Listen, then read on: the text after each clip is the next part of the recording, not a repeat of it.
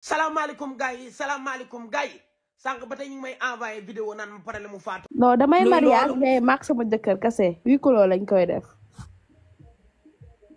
yow Fatou Ndiaye loolu dal xanaa dañ la sànni koot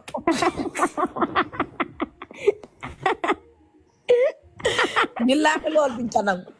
duñ ko nangu de commentaire sax bañ nañ commentaire yaa ngi ni gis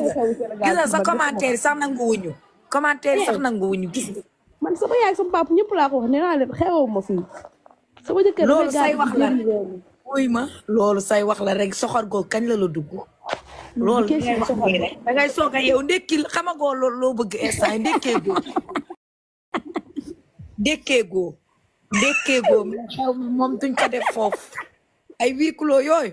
déedéet yow Fatou Ndiaye loolu luy loolu yow sa sponsor toog nii nga war a sol valise sac valise daal pochette yi lëmbe muy loolu daal yu kenn mës a gis pochette yu kenn mës a gis ñu gàddu dem d'ici ñu war a dem Dubaï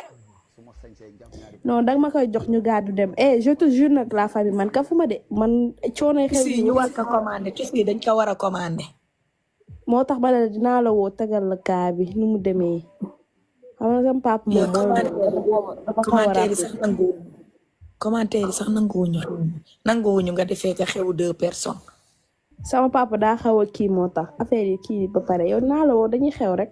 naa la tegal yow ñaari nit kon yow kon waaw léegi kon yow jarul nga may woo